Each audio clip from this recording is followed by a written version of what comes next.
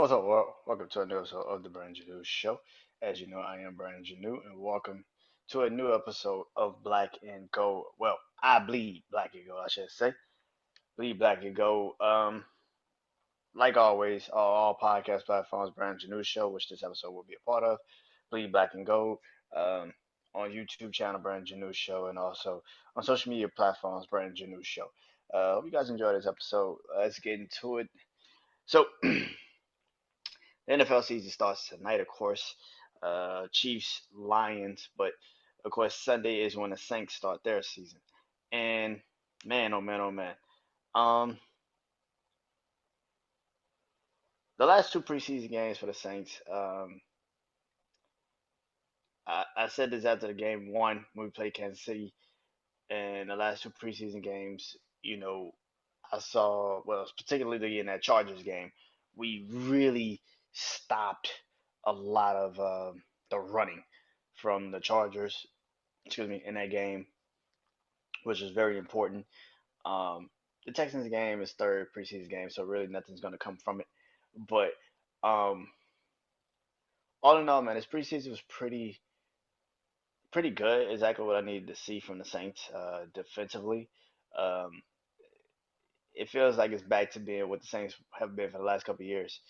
The secondary is always shaky, but when the front seven is doing what they need to do, the you don't really care that much about the back as long as Marshall Lattimore is shutting down his man.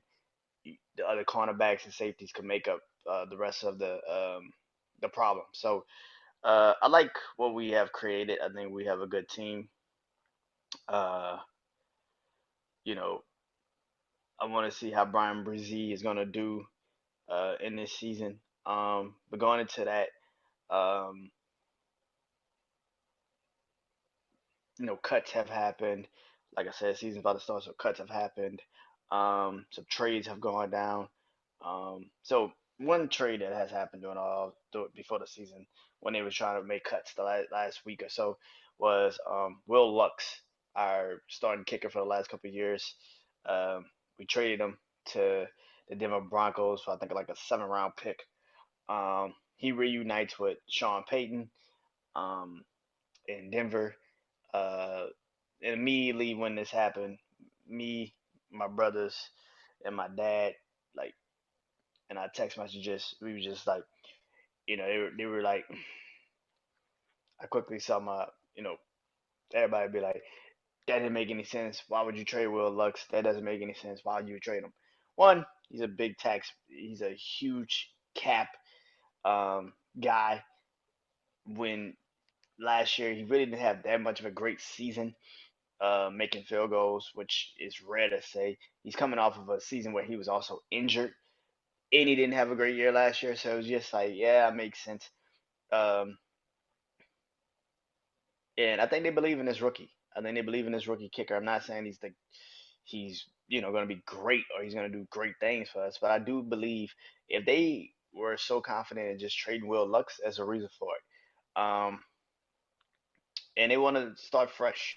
Um, a lot of other people that got released, Smoke Monday, who I thought, which I think he's back on the practice squad. But Smoke Monday, who we drafted last year, he didn't even get a chance to play because he got injured towards ACL. But I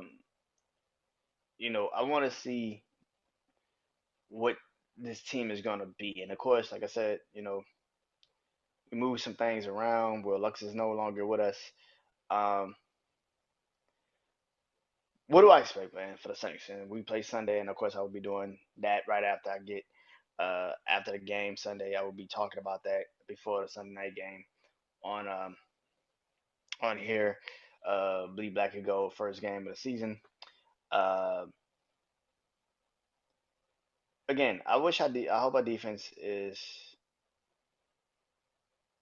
one thing that I was very afraid coming into the season to see was what was the defense going to be, because if the front seven is, like I said, doing what it needs to do, it is going to give problems to a lot of these teams that like to run the ball.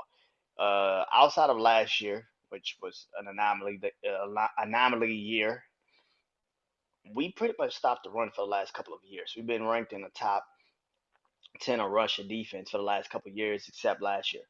Um, and we played Tennessee this game, who has one of the best running backs in the league, and Derrick Henry. Um, I expect us to beat Tennessee. I expect it. But like I told my brother Juan last night, I do not know. Because of the Saints, and of course we expect some shit, but then things go left real fast. So all in all, man, I want to see what this offense is really gonna look like. I mean, the first preseason game, we got a chance to see what they look like. In that first preseason game, um, but no Alvin Kamara now. Jamal Williams is gonna have to take over. I don't know if Kendrick Miller is going to even be able to play. I know he's dealing with still with a hamstring injury. He played a little bit in preseason still with that injury, so he should be able to go. I expect Chris Olave, like I said when I did the first episode, to have an amazing season. And it starts this week. I think that so many people are going to be more thinking on Michael Thomas, probably like, and also what he's going to bring to the table. That they might leave Chris Olave all alone, which brings me into um, keeping Jimmy Graham, which we have four tight ends, which now we have three because Taysom Hill had to get moved back to quarterback, third string quarterback, because the rookie has now been suspended for 6 games. Jimmy Graham is not facing any charges. That came down today that he would not be facing any charges of what happened to him in LA when they were there for the Chargers game, when he had his the mental you know situation happen. Um, so Jimmy Graham being still with the Saints, I can't wait to see what we're gonna be, man. I really don't know what this team is gonna be. Juwan Johnson, uh, being the number one tight end because he is the number one tight end, but Foster Moreau, who wasn't even didn't even play in preseason. He's coming off of a cancer diagnosis, which he has been cleared of that, and so this feels like a season, man. Like I've been talking about the Saints, man. This feels like a season. Yes, of course we know that this is kind of like the obvious. This is the Saints season. It is the Saints division, but I am also a legitimate I Saints fan. I know what the Saints are, and it's just like I feel about the LSU Tigers sometimes. LSU, just like I feel about LSU with the Saints. Hype sometimes can fuck you up. But I feel like this is the first season where everybody is still. I think because the NFC South was so bad last year, we all assume every team has a chance. I don't think that. I don't think that. I think Tampa Bay's going to struggle, clearly.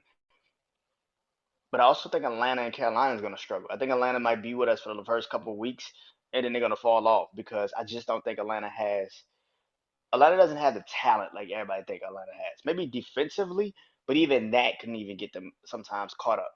I don't think Atlanta's going to stay with us for most of the season. I don't see it. Desmond Ritter is not that great of a quarterback. I just don't think he will stay with us that much. I think he's going to have more growing pains this season than people want to admit. I think Drake London, who last year was a good receiver, but he kept fumbling the ball all over the place. It's a bad situation. I don't think Atlanta stays with us for this season. And Carolina, as great as that defense is, in preseason they kind of got dragged a little bit. But as good as that defense is and can be, that offensive line and that offense is so goddamn shaky with a small quarterback in Bryce Young. There's only so much that man can physically fucking do. I don't see it. And like I said, Tampa Bay, I didn't think I traded Mike Evans at some point during the season. I say after week 4, after we played them in the Superdome, after we beat them in the Superdome, I think Tampa Bay Buccaneers just says, fuck it, the season's over. Let's just move on to the next.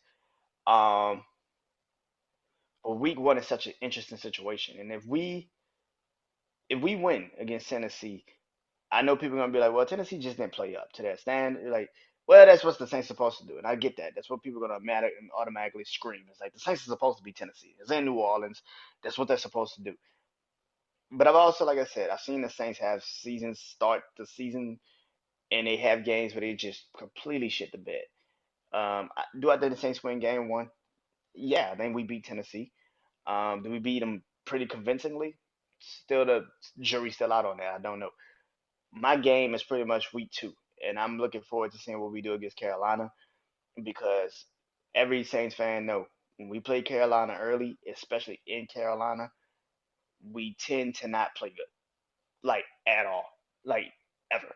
Like so I am looking forward to this first week, first game of the season. Like I said, I will be talking about it right after the game. We'll give you bleed black and go right after that. But until then, um, gotta say this. Um,